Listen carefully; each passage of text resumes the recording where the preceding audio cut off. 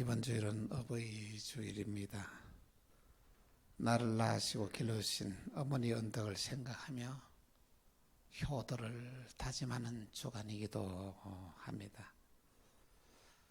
어버이의 은혜를 깨닫고 효도하는 마음이 생기게 되면 부모에게 효도하는 삶을 살게 되고, 부모에게 효도하는 삶을 살게 되면 반드시 복을 받게 되어 있습니다.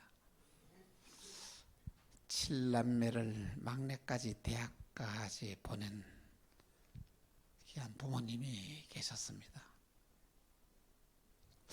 그런데 놀라운 사실은 나이가 들어가면서 점점점 몸이 쉬어가더니만은 걸음을 걸을 수가 없고 휠체어를 탈 수밖에 없는 상황이 되었던 것입니다. 막내까지 대학을 졸업하고 난 이에 이들은 형제끼리 모여서 의논을 합니다. 우리 아버지 이제 휠체어를 타고 계시는데 우리 아버지에게 한번 여행을 한번 보내드리자. 그때 때마침 금강산에 가는 그 길이 열렸던 것입니다. 근데 이들은 결심을 하고 휠체어를 타는 아버지를 싣고 금강산 여행을 떠납니다. 여러분 한번 상상해 보십시오. 평지도 아니하고 산에 올라가는데 어떻게 휠체어를 타고 올라갈 수가 있겠습니까? 이들이 생각하지 하다가 고안해낸 것이 뭐냐면은, 여러분 지게 아시죠? 지게를 이렇게 하나 탁 만들어 가지고 그 위에다가 아버지를 지게 위에다가 앉히고 금강산 여행을 하기로 결심을 했는 것입니다. 북한에 가서 거기는 지게를 보니까 그들이 눈을 동그래서 이거 도대체 뭐요? 이거 아버지를 이렇게 여기에 얹어서 이렇게 여행을 하려고 그럽니다. 그러니까 그 안내원이 알았어요, 통과하시오. 이렇게 해서 지게에다가 그 아버지를 싣고 금강산 여행을 잘 마쳤다는 그런 일화가 있습니다. 여러분, 부모님의 은혜를 우리는 어떻게 보답할까요? 나를 낳으시고 기르셨던 귀한 부모님,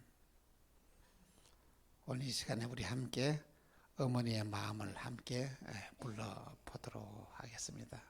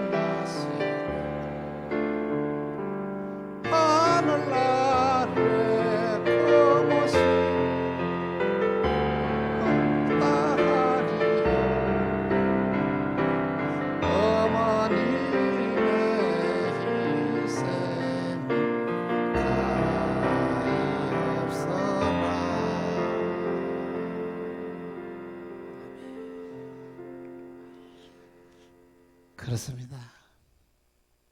어머님의 희생을 우리가 어떻게 말로 다 표현할 수가 있겠습니까? 사사시대에 치리하던 때에 베들레헴에 큰 흉년이 들었습니다. 흉년이 1년으로 끝나는 것이 아니라 연거푸 흉년이 들어가니까 사람들의 살기가 얼마나 힘이 들었겠습니까? 그곳에 믿음으로 살아가는 엘리멜렉이라는 한 가정이 있었는데 그의 아내 나오미와 그리고 큰아들 말론과 기론이 행복하게 살고 있었습니다. 이들은 흉년을 도대체 견디지를 못하고 고민하는 차이에 저 밑에 모압 땅에는 크게 풍년이 들었다는 게 한 소식을 듣습니다. 그래서 이들은 모압 땅에 내려가서 그 현지를 다 조사를 하고 난 이후에 돌아와서 정든 땅 고향 베들레헴을 떠나 모압으로 이사를 가게 됩니다. 아니 하나님을 섬기는 백성이 우상을 섬기는 땅의 모압에서의 이사를 한다. 우리가 상상을 할 수 없는 일입니다. 그런데 흉년이 심하여 살아가기 너무 힘드니까 살아가기 위해서 어쩔 수 없이 이 가정은 그 모압으로 이사를 하였던 것입니다. 그런데 거기서 이사를 하자마자 집을 마련하고 토지를 마련하고 몇 년 동안에 평안하게 잘 자랍니다. 그리고 큰아들도 장가를 보내고 둘째 아들도 이 말론도 이렇게 장가를 보냈던 것입니다. 정말 행복하구나 이렇게 생활하는데 근데 몇 년이 지나고 난 이후에 웬일입니까? 이 가정에 우환이 닥쳐오게 되는 것입니다. 그렇게 건강하게 살아갔던 이 나오미의 남편 엘리멜렉이 갑작스럽게 병이 들어서 시름시름 하더니 아니 그냥 갑작스럽게 세상을 떠나고 마는 거예요. 거기서 끝나는 것이 아니고 큰아들 말론이 또 병이 들어가지고 그 해에 죽고 둘째 아들 기론도 이렇게 병이 들어서 세상을 떠나고 말았습니다. 여러분 농경사회에서 남자가 없이 여자 셋만 남았다 하면 생각해 보십시오. 여러분 상상이 됩니까? 정말 이들은 너무 절망적인 상황에서 소식이 들리는데 자기의 고향 땅 베들레헴에 큰 풍년이 들었다는 게 한 소식을 들립니다.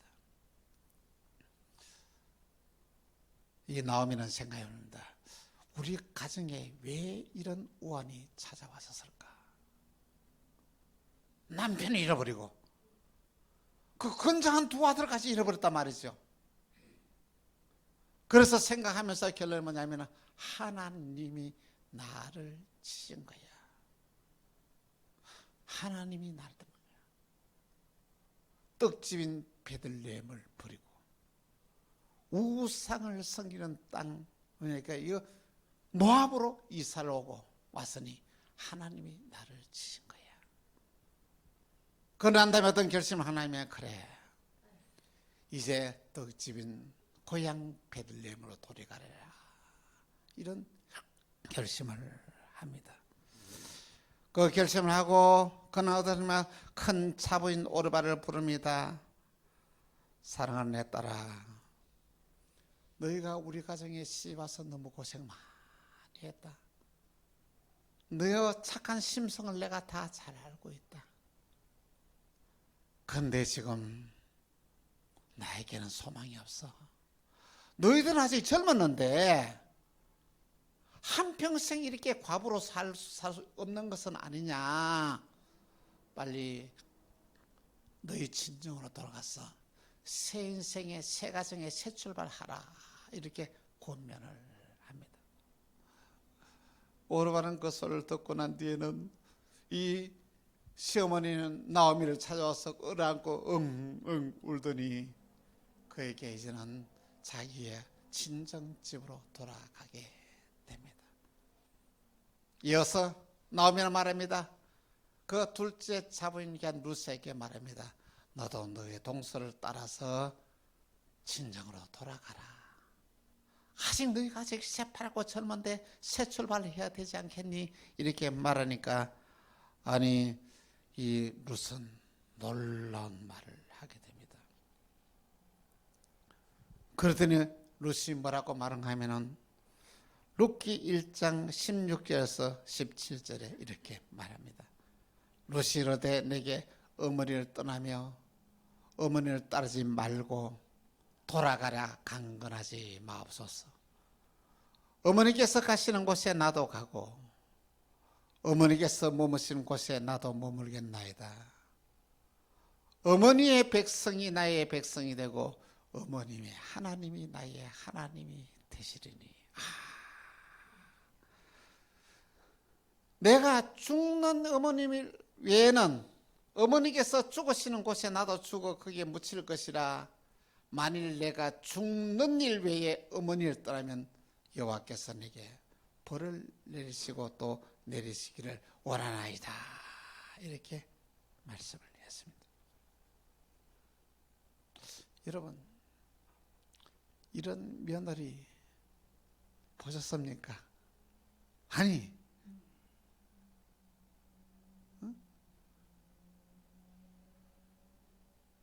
정말 남편을 잃어버리고 가난하고 나이 많은 시어머니를 붙잡고 한평생을 살겠다고 결심하는 이런 며느리를 여러분 이야기라도 들어본 적은 있습니까? 참으로 있을 수 없는 일이 일어납니다. 며느리와 시어머니의 관계는 옛날이나 지금이나 결코 만만하지 않는 것 같습니다. 오죽하면은 시어머니의 심술은 하늘에서 내려온다는 말이 있겠습니까?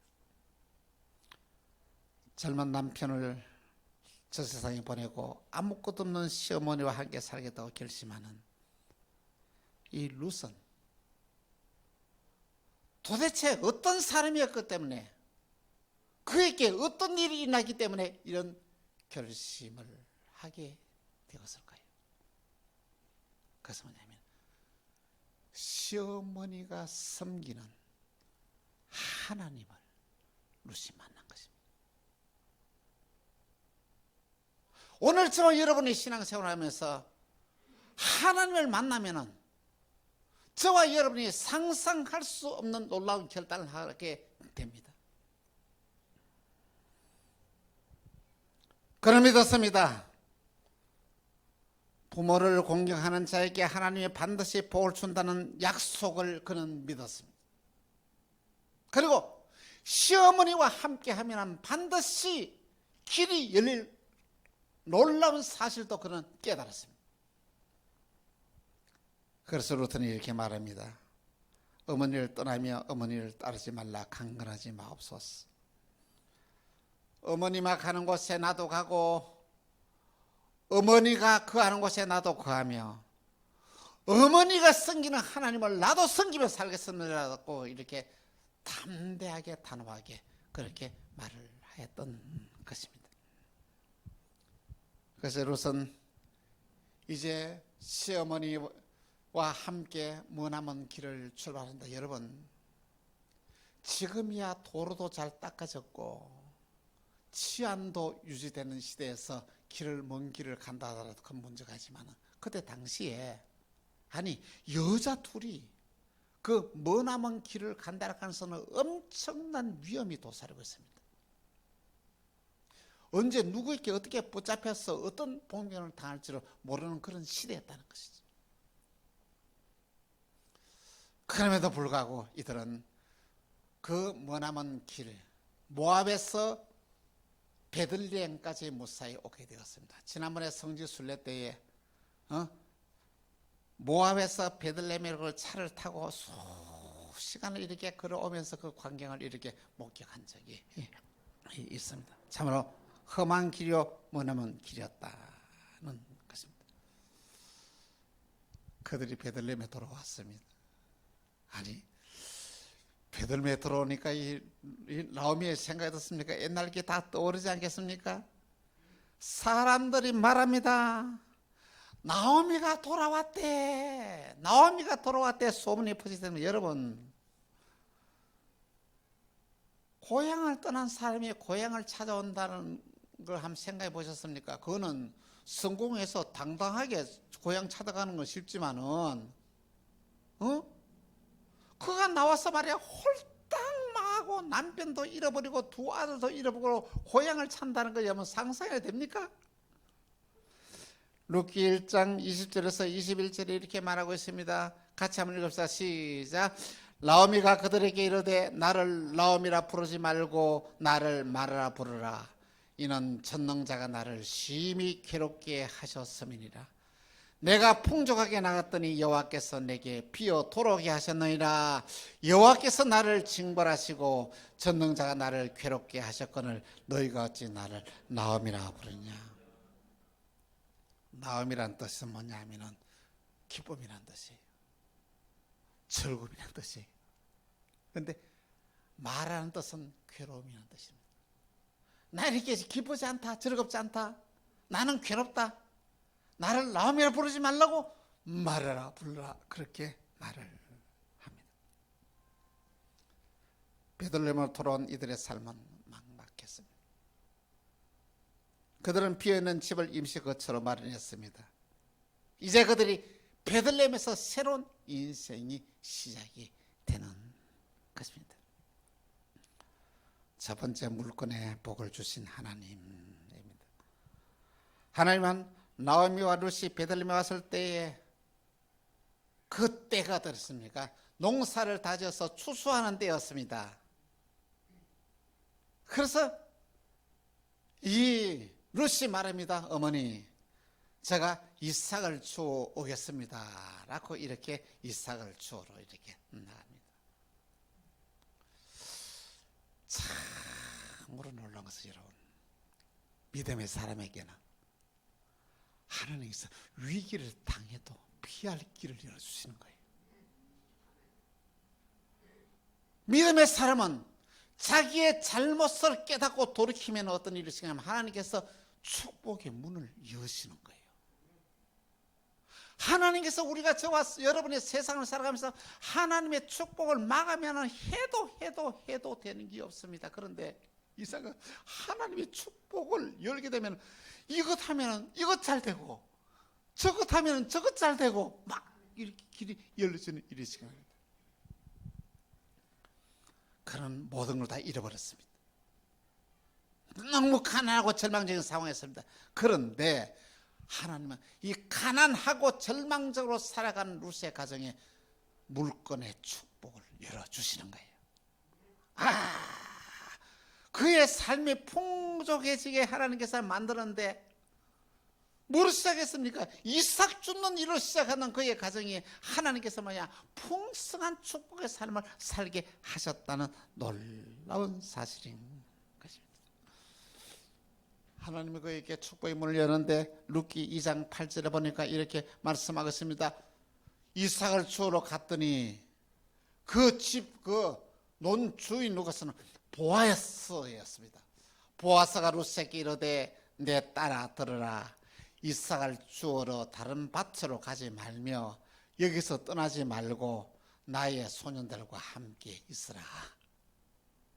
아니 세상에 여기서 이삭을 주우라는 것이죠. 그러고 났습니까? 이삭을 베는 사람에게 말합니다. 이삭을 갖다 많이 흘려두라고.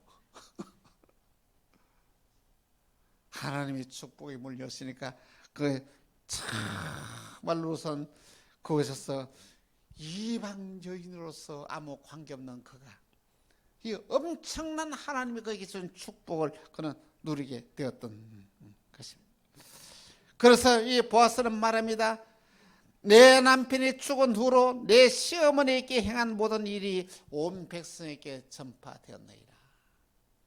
너가 남편이 죽고 시어머니를 따라서 이 고생하는 것을 이 베들레헴 사람에게 다 전해졌느니라. 하나님이 너에게 은혜를 베풀며 너에게 온전한 상 주기를 원하노라. 세상에 축복까지 받은 거예요. 그러나 내가 그랬으니까 이 이삭을 맞아 가득 많이 주어서 옛날에 어떻게 했습니까? 머리 이고 옵니다. 그래 와가지고 그날 있었던 모든 일들을 이렇게 시어머니에게 하나도 빠지지 않고 상세하게 다 설명합니다. 어느 밭에 갔더니요, 어떤 분을 만났는데요, 그의 이름은 보아스래요. 그분이 이렇게 자기 밭에 이렇게 지어라 하고요, 점심때 된대요, 저한테 밥 먹으러 오라 해서 그 가서 점심도 먹고요, 이렇게 말해 이삭을 내가 많이 주워왔습니다. 하나님이 축복하니까 놀라운 일들이 났습니다. 그들의 삶은 넉넉해졌습니다.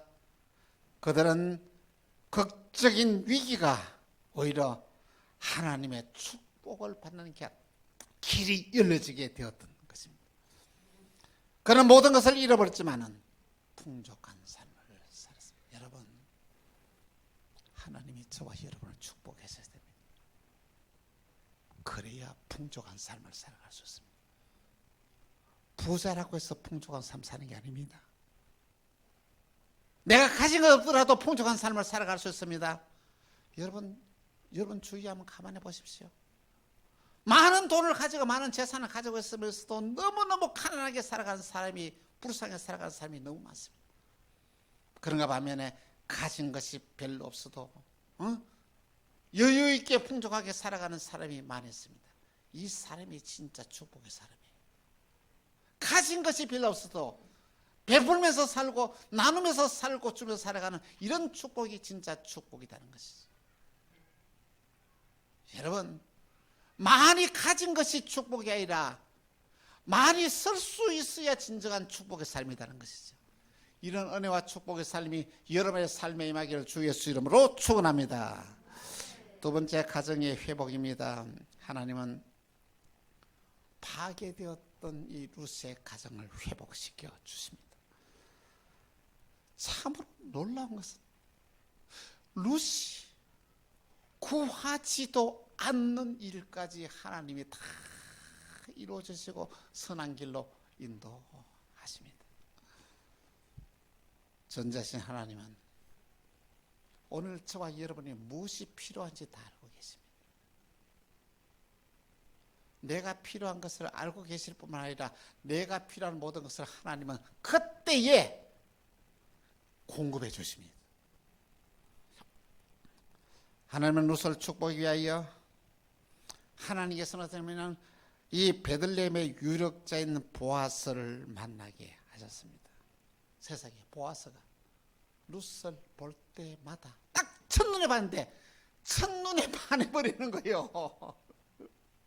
그가 감동을 받아서 그를 칭찬하기를 시작합니다. 내 남편을 잃어버리고 시어머니를 따라서 머나먼 길을 여기까지 왔다는 그 이야기를 듣고 그는 큰 감동을 받았던 것입니다. 더 놀라운 사실은 무엇입니까? 그의 시어머니가 룻에게 그의 짝을 맞춰주는 데에 이 1등 공신, 모든 계략을 그에게 다 그렇게 지시를 합니다. 아니, 시어머니가 중매를 해서 며느리를 시집 보낸다. 여러분 상상이 됩니까? 시어머니가 중매를 해가지고 며느리를 시집 보낸다. 여러분 상상이 됩니까? 시어머니 이렇게 말합니다. 너는 오늘 목욕을 하고 기름을 바르고 의복을 입고 저 밑에 타작마당에 내려가라. 그게 보아스가 타작마당에 거기서 잠을 자고 있을 것이다. 그 많은 이 하기 위해서는 집에 가지 아니하고 거기다 이렇게 잠을 자는 자리를 이렇게 만들어놨어요. 그래서 거기 가서 조용히 들어가서 그의 발치에 누워 있으라. 그러면 그가 내 할 일을 내게 말하리라. 여러분, 이런 말을 시어머니가 했을 때 며느리가 이해가겠습니까?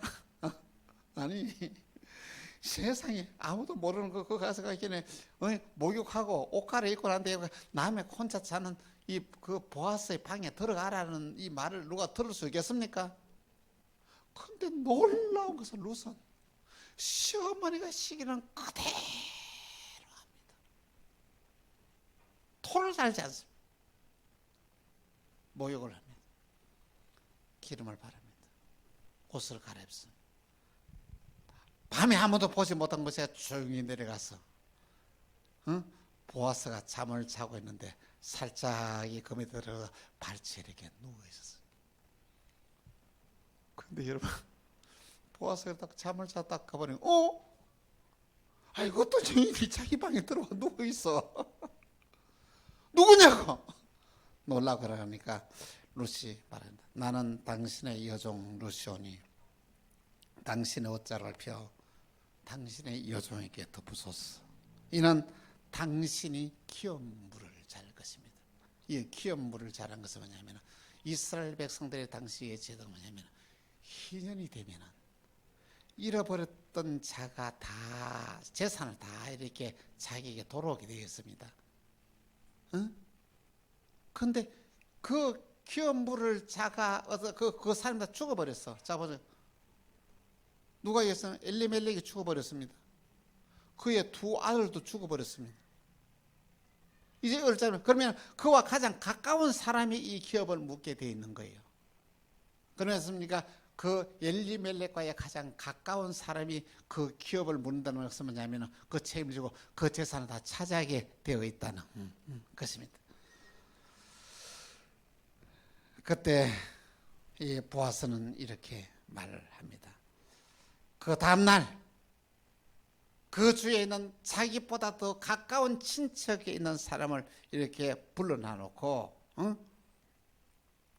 어떻게 하냐면은 다 그 10명의 장로를 세워놓고 보증인을 세워놓고 이렇게 말합니다. 엘리멜렉과의 관계가 나보다 너가 더 가까우니까 엘리멜렉의 기업을 내가 상속을 받을 것이냐, 상속받으면 그에 대한 책임도 다 져야 되는 거예요. 그러니까 그 상속받을 사람이 말합니다. 나는 싫어요. 그러면서 신발을 벗어가 뒤로 이렇게 흔들면서 이거 나 포기한다는 것이죠. 누가 했습니까? 10명의 장로들이 보는 앞에서 그렇게 했습니다. 그러나 다 싫다. 그래서 그 모든 정인을 삼았습니다. 그래서 이렇게 나는 사지 않겠다고 말합니다. 그래서 말로는 그의 아내 루스과 보아스가 자기 아내를 삼게 되는 일이 일어납니다. 그러면 그의 재산을 다 때가 되면 다 돌려받게 되었다는 것입니다. 보아스와 룻은 이제는 어떻습니까? 합법적으로 결혼을 했습니다. 룻이 결혼하려고 생각이나 했습니까? 기도했을까요? 하나님이 알고 난데 이 가정이 새 가정을 이루어 주었다는 것이죠. 불행했던 가정이 행복한 가정으로 바뀝니다.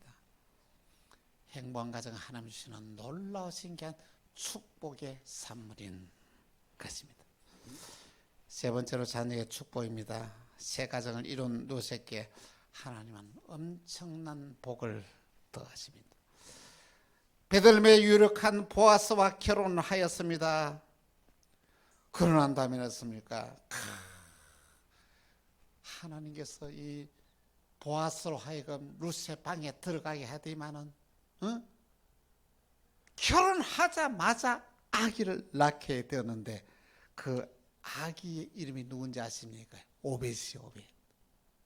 이 오벳이 누구였냐면요, 이새의 아버지 다윗 왕의 할아버지가 된 거예요. 할렐루야. 이방 여인인 게 룻이 세상에 왕손이 되어버린 거예요. 다윗의 할머니가 되어버린 것입니다. 엄청난 축복을 받게 되었다는 것입니다. 룻이 이렇게 축복을 받은 이유는 그는 편안하고 안락한 길을 버리고 시어머니를 섬기는 고생의 길을 선택했기 때문이죠. 여러분, 오늘 저와 여러분의 축복받는 길이 뭐냐? 룻처럼 살아가는 겁니다. 편안한 생활, 안락한 생활에 빠지는 것이 아니라 그걸 버리고 믿음으로 살아가면서 고생하면서 살아가는 그 길을 선택하는 거예요. 그 길이 축복의 길입니다. 고생하는 길 축복의 길입니다. 믿음으로 살아가는 길이 축복의 길이라는 말씀인 것입니다. 더더욱 루시 놀라운 축복하던 것은 여러분, 이방 여인이, 가난한 여인이, 형편없는 여인이 이 베들레헴의 재력가인 보아스와 결혼을 했다. 그가 아들 낳았다. 얼마나 시샘하는 사람이 얼마나 많겠습니까? 그는 이 축복을 받으면서습니까?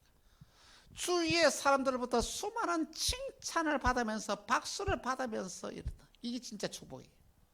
오늘 저와 여러분이 잘 되면서 주위에서 시샘과 시기하는 가운데 잘 되는 것이 아니고 주위의 사람으로부터 축복받으면서 박수받으면서 잘 되는 것이, 그것이 진짜 축복이라는 말씀인 것입니다. 사랑하는 성도 여러분, 여러분은 부모에게 효도하고 있습니까? 효도는 그 무엇보다도 부모님의 마음을 편안하게 해드리는 것이 진정한 효도입니다. 부모님이 나 때문에 신경 쓰지 아니하고 살아갈 수만 있다면 이게 진짜 효도하는 것이. 자식 때문에 이러지도 못하고 저러지 못하고 살아간 자의 변화는 만져봅니까? 부모의 가슴에 쇠못을 박는 자녀들도 얼마나 많은지 모릅니다. 오죽했으면 무자식이 상팔자라는 말을 하게 되었습니다. 부모한테 효도하는 보다는 부모에게 상처 주는 자녀가 더 많다는 이야기입니다. 지난 금요일이었습니다. 어버이날을 맞이해가지고 KBS 9시에 그 아침마당에 일어나서 쭉 토론을 하는데, 그러면은 어떻게 부모에게 효도할까 이런 논의가 진행이 되었습니다. 그래서 그 길에 첫 번째 뭐냐면은 부모한테 효도하는 길의 첫 번째 길이 뭐냐 하면은 손자 손녀를 시어머니에게 안겨드는 것이 제일 효도하는 길이다. 이런 그렇습니다. 손자를 안겨주고 손녀를 안겨주는 것이 효도하는 길이다. 그리고 두 번째로는 건강하게 살아가는 게 효도하는 길이다. 자식이 아프다 하는 거, 병들다 하는 거 소리 부모 들으면 얼마나 가슴이 아픈 거예요. 세 번째 뭐라고 하면은 이렇게 용돈을 잘 드리는 게 효도하는 길이다. 그걸 막 전화를 해가 그래요. 어머니 그 사회자가 전화를 합니다. 이게 아들이요 전화를 하고 찾아가는 게 좋아요. 용돈 보내주는 게 좋아요. 그래 물으니까 뭐라고 얘기하지 않습니까? 찾아오고 전화보다 용돈 보내주는 게 그게 더 좋대. 용돈의 힘이 이렇게 막강하다는 것을 이렇게 약속을 했습니다. 여러분, 우리 부모에게 효도하며 사십시다. 그게 내가 잘 되는 길입니다. 내가 축복받는 길입니다. 룻은 효도를 하다가 보아스를 맞아 새 가정을 이루었습니다. 룻은 왕족인 오벳을 낳는 이 자녀의 축복을 받았습니다. 룻은 정말 수많은 많은 사람들로부터 축복받으면서 잘 되는 이 놀라우신 복을 받았습니다. 우리 만나기에 모든 성도들이 룻이 받았던 이 놀라우신 은혜와 축복이 여러분에게 임하기를 주 예수 이름으로 축원합니다. 기도합시다. 주님 감사합니다. 우리도 룻처럼 효도하면서 살게 하시고 하나님의 큰 은혜가 넘치는 복의 복을 사는 저희들의 삶이 되어지게 하여 주옵소서. 주 예수 그리스도 이름으로 기도합니다. 아멘.